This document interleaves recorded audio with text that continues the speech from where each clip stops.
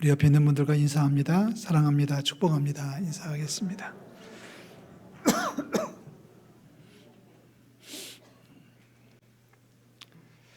네, 하루는 예수님께서 배를 타고 가셨어요. 제자들에게 말씀하십니다. 호수 저편으로 가자.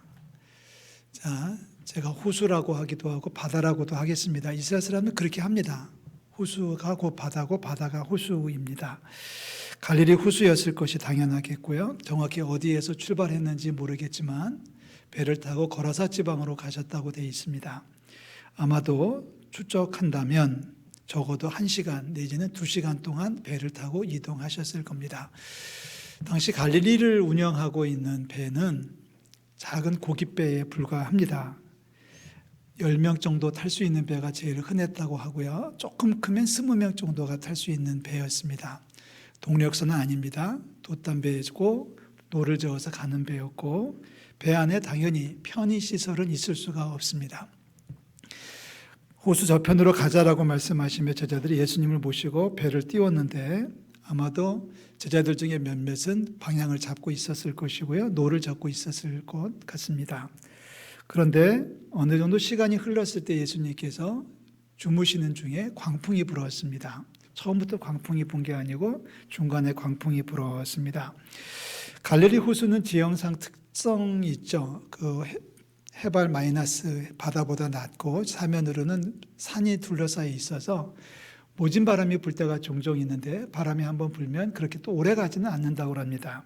그러니까 대부분 어부 출신들이었기 때문에 뭐 이 정도 바람이야 했을 것이 분명하고요. 그래서 바람을 맞아서 나름대로 배를 통제하기 위해서 뭐 열심히 노력을 했겠죠. 노를 저었을 것이고요. 또 올려놨던 돛도 또 정당에 정리를 하면서 이렇게 배 방향을 맞췄을 것이 분명합니다. 보통의 경우라면 어느 정도 시간이 경과한 다음에는 이내 잦아들었던 바람입니다. 그런데 그날은 달랐습니다. 잦아들기는커녕 시간이 흐르면서 점점 바람이 거세졌고요. 아무리 바다에서 잔뼈가 굵은 제자들이라고 할지라도 배를 통제하기가 점점 어려워져 갔습니다.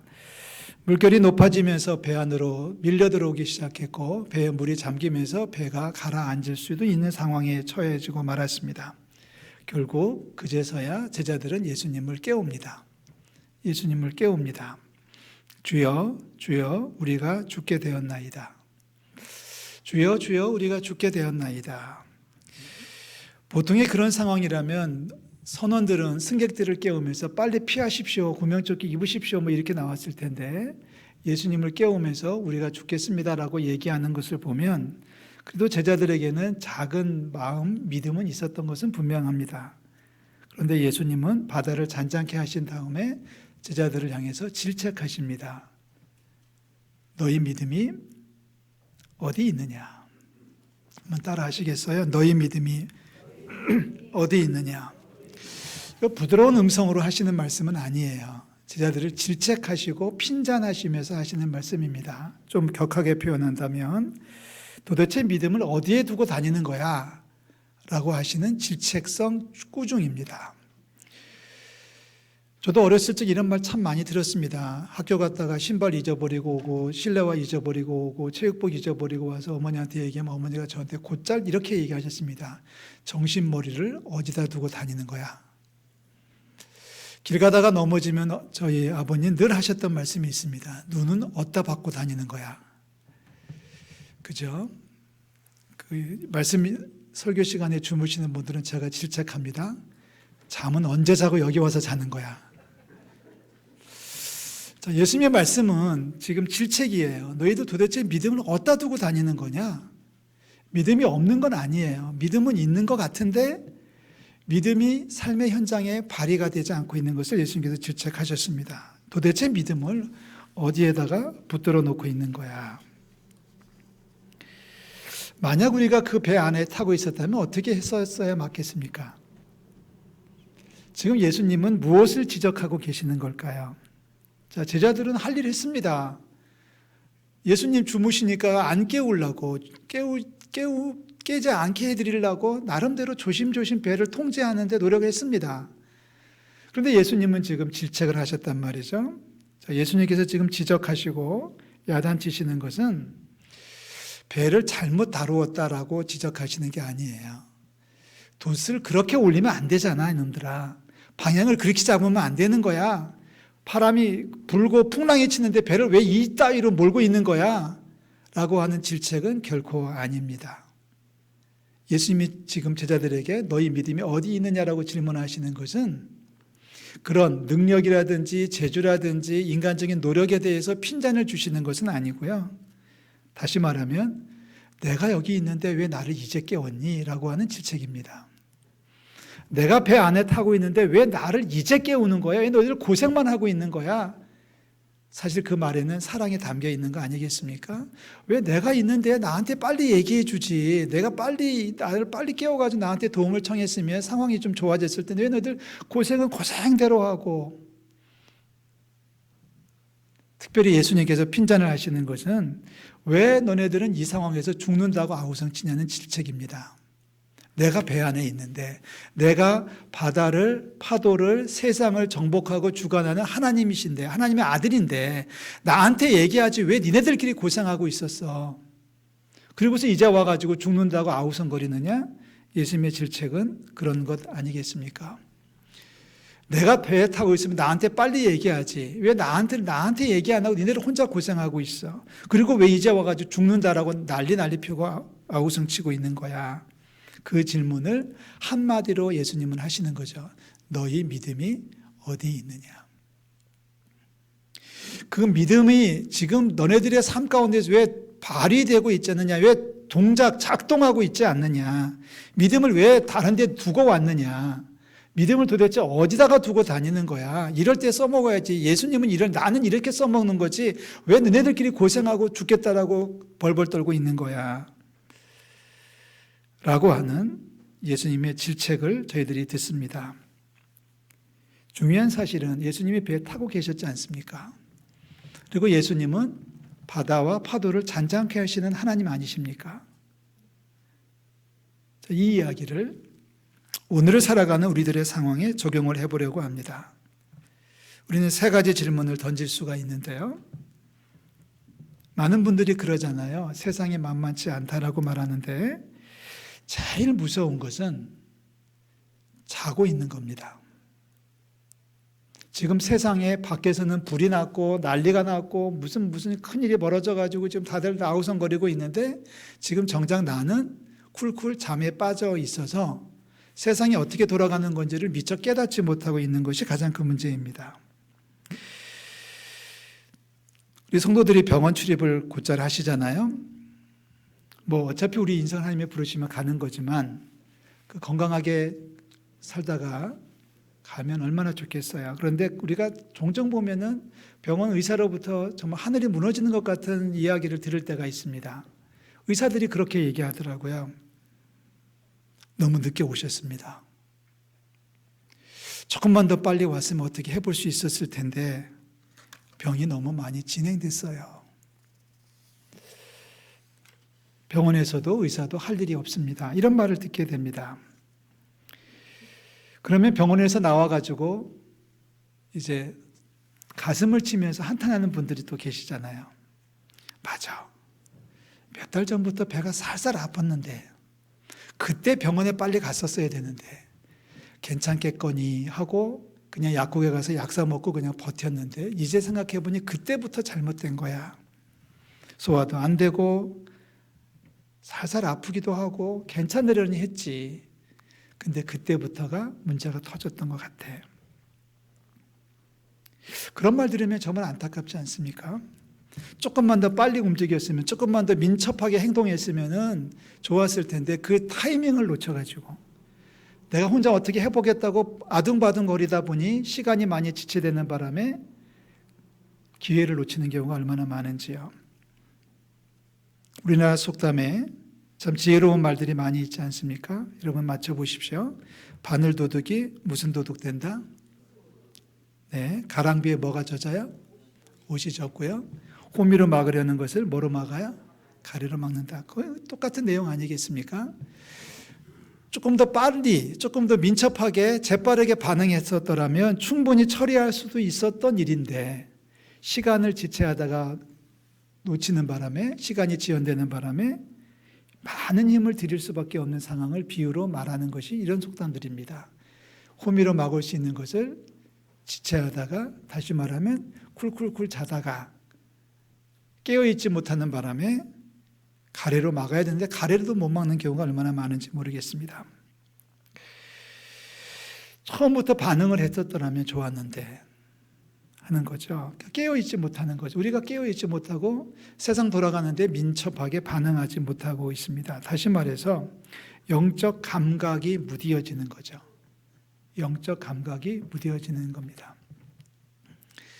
그러려니 하고 괜찮으려니 하고 뭐 남들 다 하는데 그렇지 뭐 나도 괜찮겠지 하고 전에도 괜찮았는데 이번에도 잘 넘어가겠지 하면서 세상 돌아가는 것에 민감하지 반응하고 하지 않고 내 육신이 반응하는 것에 내가 민감하게 처리하지 못하는 것을 얘기하고 있습니다. 처음부터 큰일이 터지면 반응할 수 있겠죠. 어떤 분이 도둑이 됐어요. 어떻게 하다 도둑이 됐냐 그랬더니 자기는 처음부터 도둑은 아니래요. 물론 뭐 사람이 태어나면서 도둑으로 태어나는 사람은 없겠죠. 그런데 어느 날 식당에 가서 식사를 하고 나오는 길에 식탁 위에 있는 냅킨을 이만큼을 집어가지고 나왔대요. 처음에는 양심에 꺼리기도 하고 마음이 불편하기도 했는데 뭐 그러려니 하고 넘어왔습니다. 요만큼 집어왔던 냅킨이 그 다음 갔을 때는 이만큼 집어오고 다음에 젓가락도 집어오고 다음에 숟가락도 집어오고 다음에 갔을 때는 화장지를 통째로 가져오고 화장실에 가서 두루마리 화장지를 통째로 뽑아가지고 가방에 넣어오고 이러면서 버릇이 조금씩 커져가는 거예요. 그러니까 죽어 있는 거죠. 잠자고 있는 거죠.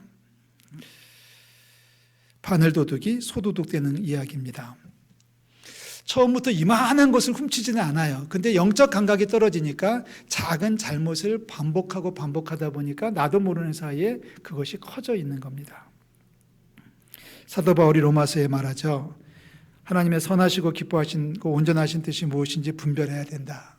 근데 이게 분별력을 상실합니다. 왜요? 잠들어 있기 때문에. 그래서 이 시간 우리 성도들에게 권합니다. 영성이 무뎌지지 않기를 주의 이름으로 축복합니다.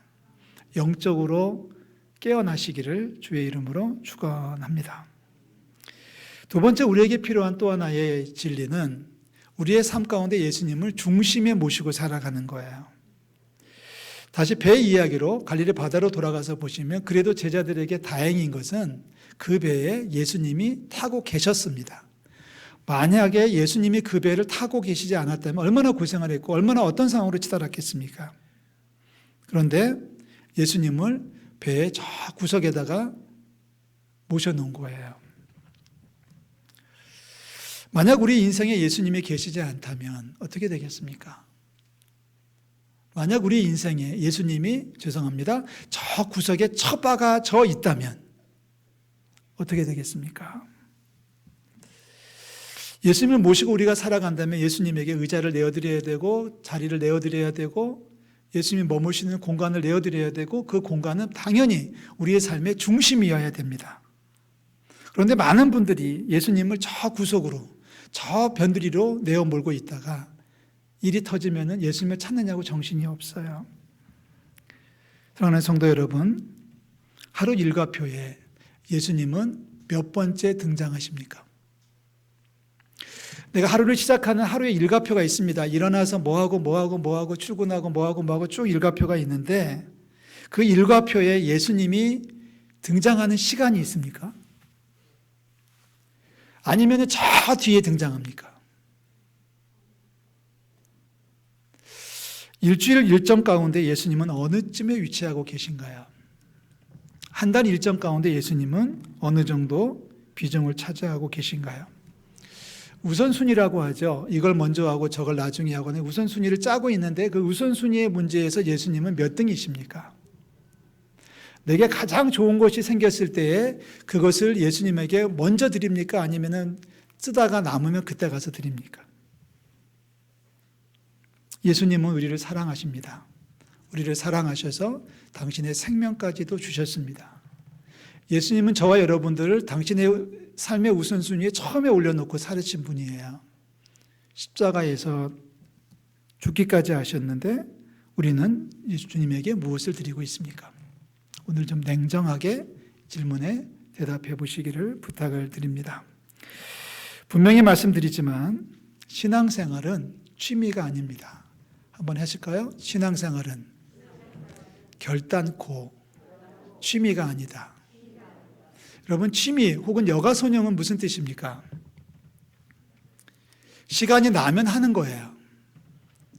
여유가 생기면 하는 겁니다. 기분이 내키면 하는 겁니다. 근데 신앙생활은 기분 나빠도 해야 됩니다. 아주 솔직하게 얘기 드려서 예배는 기분 나빠도 교회 가야 되는 겁니다. 왜요? 취미생활이라면 안 가도 되겠지만 신앙생활은 생명을 걸어야 되기 때문에 그렇습니다. 시간이 나면 예배한다. 상황이 좋아지면 예배한다. 내가 건강해지면 성경 읽겠다. 내가 마음이 풀리면 기도하겠다. 그거는 취미로 교회를 다니는 겁니다. 취미가 아니거든요. 신앙생활은 취미가 아닙니다. 믿음이라고 하는 것은 예수 그리스도를 제1순위에 올려놓고 가장 먼저 주님을 찾고 가장 먼저 주님 앞에 기도하고 가장 먼저 주님 앞에 경배하는 것을 신앙생활이라고 말합니다. 초신자들 대부분 그런 경험을 다 하셨을 겁니다. 우리 성도들 믿음의 연조가 깊으신 분도 다 그런 경험하셨을 거예요. 옛날에 초신자 때는 그랬습니다. 어떻게 교회 지난주에 못 오셨어요? 그러면은 10명 중에 9명이 그렇게 얘기합니다. 그날 바빠가지고요.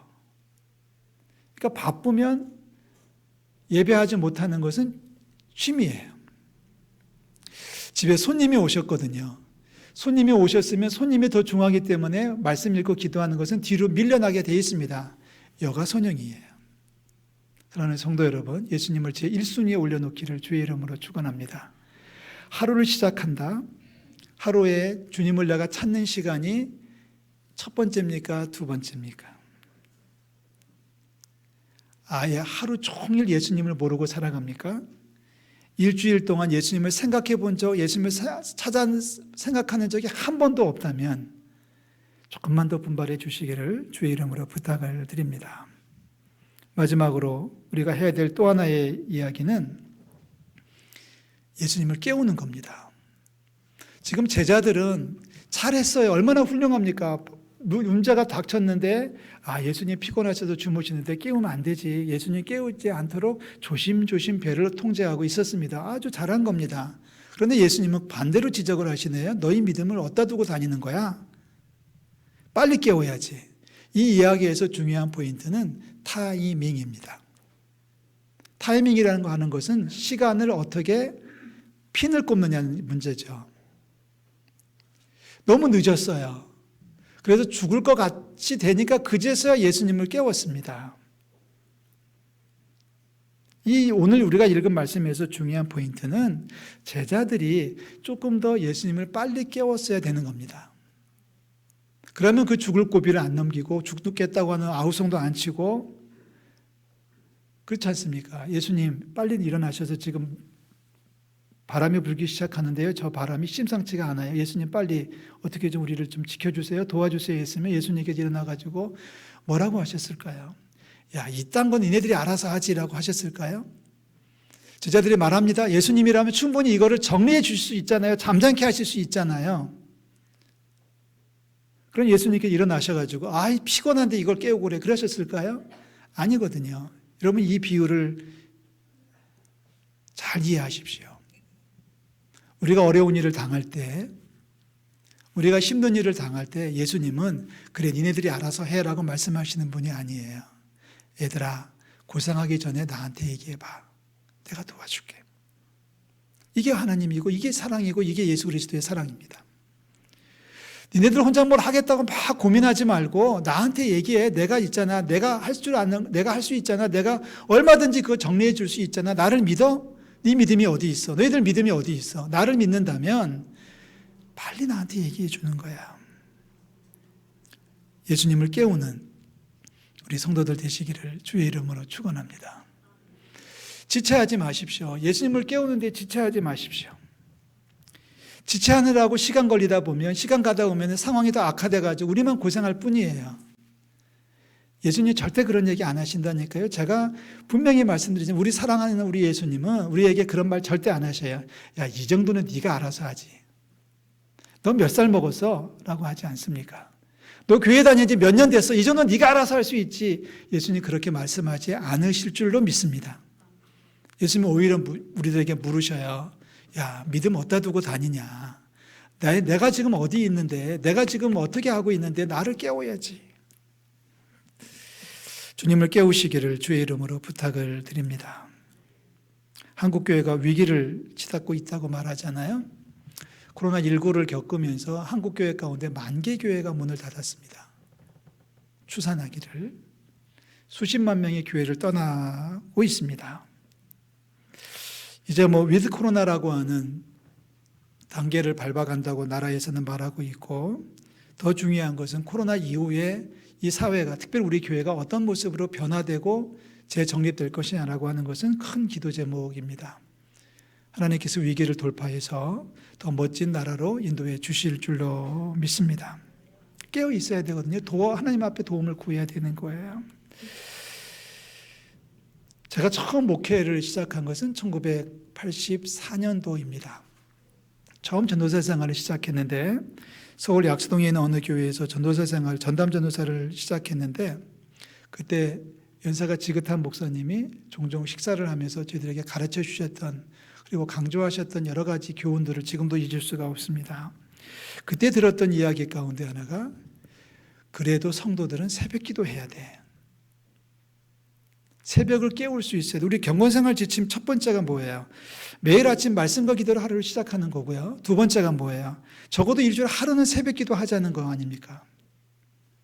그런데 30년이 지나면서 40년이 지나면서 지금 우리 사회, 우리 한국교회가 달라진 점이 있다면 전에는 한창 교회가 부흥하고 세상에서 빛과 소금으로 역할을 감당하고 어려운 이들을 돕는 데 앞장서고 사회의 중심 역할을 했던 그때에는 월, 화, 수, 목, 금, 토 그리고 주일 가운데 주일 새벽 기도회가 제일 많이 모였습니다.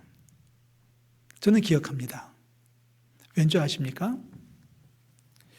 평일날 월요일부터 화요일, 금요일 이렇게 갈 때까지는 직장에 출근하기 때문에 교회를 못 오는 분들이 많았어요. 평일에는 아이들 학교 챙겨 보내는 분들이 너무 많았기 때문에 교회까지 올 수 있는 시간이 없었어요. 그래서 그분들은 출근하지 않는 날, 애들 학교 안 가는 주일날 평상시보다 배가 모여서 주일 새벽 기도를 했어요. 한국교회를 살렸던 힘입니다. 그런데 요즘은 몇 년 전부터 한국교회 이상한 현상이 나타나는데 주일날 새벽 기도를 안 모여요. 주일날 교회 오니까 새벽에 굳이 안 와도 된다 그래가지고 주일 새벽 기도를 안 모이는 교회가 지금 대부분입니다. 저는 개인적으로 찬성하지 못합니다. 그래서 저희 교회는 주일날도 예배를 하고 있는데 주일날도 새벽 기도회를 하고 있는데 평상시보다 안 모여요. 월요일, 화요일, 금요일까지 그 시간에 새벽 기도 하시는 분들이 주일날 새벽 기도를 안 오는 분들이 점점 늘어나고 있어요. 왜? 어차피 오늘은 한번 교회 가니까 이런 생각을 가지시는 것 같아요. 주님을 깨우는 우리 성도들 되시기를 주의 이름으로 부탁을 드립니다. 아침에 일어났을 때 내가 하는 여러 가지 일정 가운데에 행위 가운데에 예수님은 몇 번째에 등장합니까?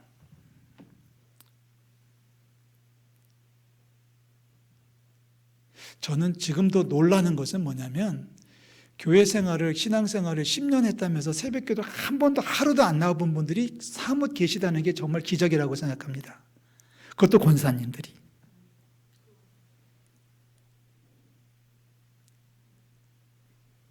한국교회가 힘을 잃는 원인 중에 하나가 아닐까 싶어요. 자, 배를 타고 있어요. 여러분의 배에 예수님이 타고 계신가요? 배가 위기를 당하고 있습니다. 지금 깨어 있으신가요? 주무시고 있는 건 아닌가요? 예수님을 좀 서둘러 깨우시기를 주의 이름으로 축복합니다. 빨리 깨우면 깨울수록 우리는 덜 고생할 거예요. 아니, 예수님 주무시지 않도록 나도 깨어있고 주님도 깨어있으면서 같이 도란도란 얘기하면서 교제하면서 배를 타고서 바다를 헤쳐나가고 있다면, 깨울 필요도 없다면, 내가 깨어날 이유도 없다면 그런 환난도 닥치지도 않을 것이고 닥쳤다 할지라도 능히 물리치게 될 줄로 믿습니다. 사랑하는 성도 여러분, 우리는 그리스도인입니다. 세상 사람들 소망도 없어요. 가능성도 없어요. 그러나 우리에게는 하나님이 계시잖아요. 우리에게는 우리를 위해서 십자가에 죽기까지 하셨던 예수 그리스도의 사랑이 넘치고 있지 않습니까? 사랑받는 자로서 이제는 주님을 사랑하고 주님과 동행하고 세상을 넉넉히 이기는 우리 은천 공동체가 될 수 있기를 주의 이름으로 축복합니다. 기도하겠습니다. 하나님 아버지, 10월의 넷째 주일 예배를 드립니다. 이제 말씀 붙들고 한 주간을 살아가야 됩니다. 하나님, 행여라도 영적으로 잠들지 않도록 우리를 지켜 인도하여 주시옵소서.